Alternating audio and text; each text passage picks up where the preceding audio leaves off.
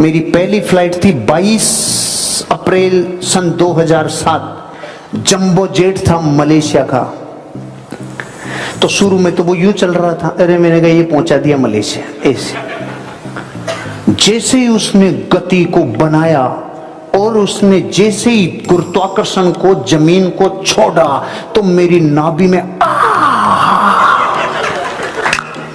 ये जो ठंड लगी रे, ये करोड़ों में नहीं बताई जा सकती। यहां जो आनंद आया है ना,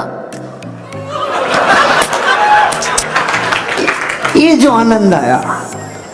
और फिर विदेशों की होटल्स का ट्रीटमेंट भी गजब है, जबरदस्त। मैं सबसे पहले गांव का देसी आदमी बाथरूम जरूर देखता है क्या व्यवस्था है।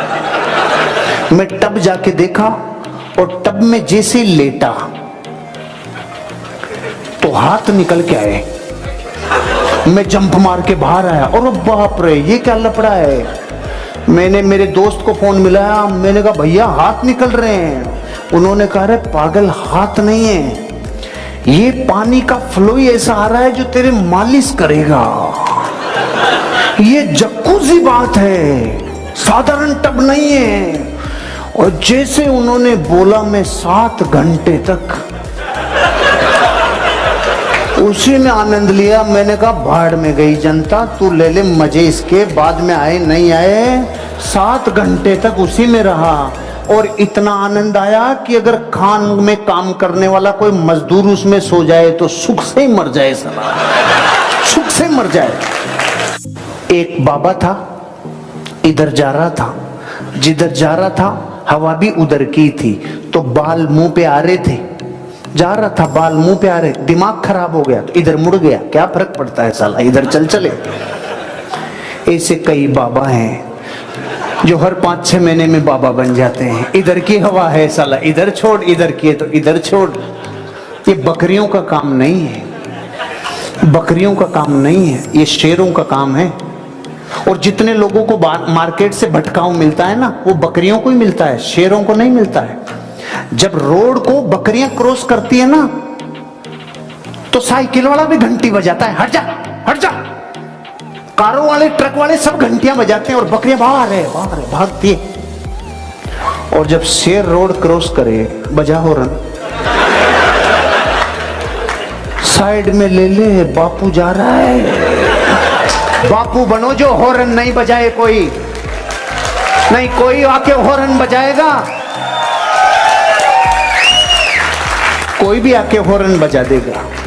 जिंदगी को उसूलों के साथ, सिद्धांतों के साथ जियो और 5000 वर्ष का इतिहास पढ़ लो। जिसने अपनी लाइफ को प्रिंसिपल्स पे रन किया है ना, अधूरा नहीं रहा। नहीं, कईयों की माला टूट गई, ये नहीं पता।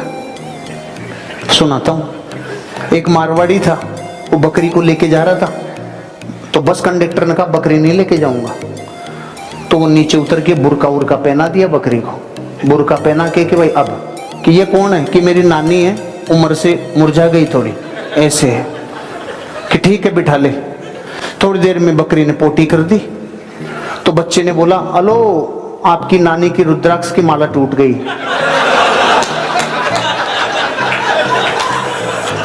ये भी हर किसी को समझ में नहीं आएगा, उसी को समझ में आएगा जिसने बकरी की देखी हुई है, क्योंकि जिसने आज तक देखी नहीं उसको रुद्राक्ष की माला का पता भी नहीं चलेगा।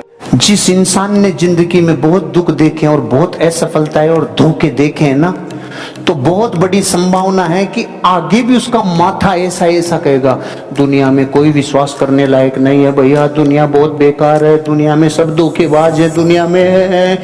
क्योंकि ये माइंड जो सिमुलेशन करेगा, वो पहले के जो ग्राफ बन गए, जो पहले के पैटर्न बन गए, जो पहले के अनुभव बन गए, उनके आधार पे आपकी जिंदगी में प्रिंट बनाता है। इसलिए ध्यान रखना। जैसे मैं आपको बताऊं, आप में मैं सब लोगों को सीधा प्रश्न पूछता हूं, अगर आपको ज्वालामुखी में कूदा दिया जाए तो आपका पहला स्टेप क्या रहेगा? आप ज्वालामुखी में कूद तो चुके, अब आप पहला काम क्या करोगे? आनंद लोगे, वहां पे डांस करोगे? पहला काम क्या करोगे? चिल्लाओगे या निकल के भागोगे? ये तो भूल ही गए सबकी, निकल के भागना भी है, जलवानी है क्या वहां पे सारी? बताओ बताओ, पहला काम क्या करोगे? भागोगे ना, और कुछ नहीं है। अरे थोड़ी सी भी अपन जब माचिस की तिल्ली से भी जलते हैं तो फिर चिल्लाते हैं कि बाहर है, अरे हटाई इसको, बाहर है, क्या कर रहा है, हटाते हैं ना। तो जब ज्वालामुखी में कूदोगे तो सबसे पहला काम क्या करोगे? अब मैं आपसे पूछता हूं, आज तक जिंदगी में अपने बाप दादाओं ने भी ज्वालामुखी देखा है क्या? तो कूदने का तो लफड़ा ही नहीं, फिर भी आप भागोगे, ऐसा क्यों बोला? क्योंकि पहले के अनुभव ये कह रहे हैं कि ज्वालामुखी में जल जाती है। पहले के अनुभव और मानसिक चित्रण ये कह रहा है ज्वालामुखी में लावा होता है और वो गर्म होता है।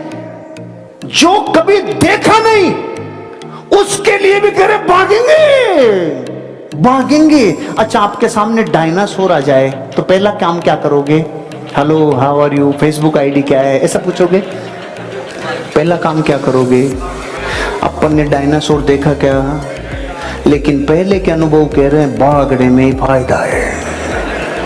ऐसे जिंदगी में हमारे जो अतीत के अनुभव है ना, मतलब दुनिया उसी रंग की दिखती है जिस रंग का चश्मा होता है। मेंटल सिमुलेशन उसी का पॉजिटिव होगा जिसकी जिंदगी में पहले के कुछ ब्लूप्रिंट पॉजिटिव हैं।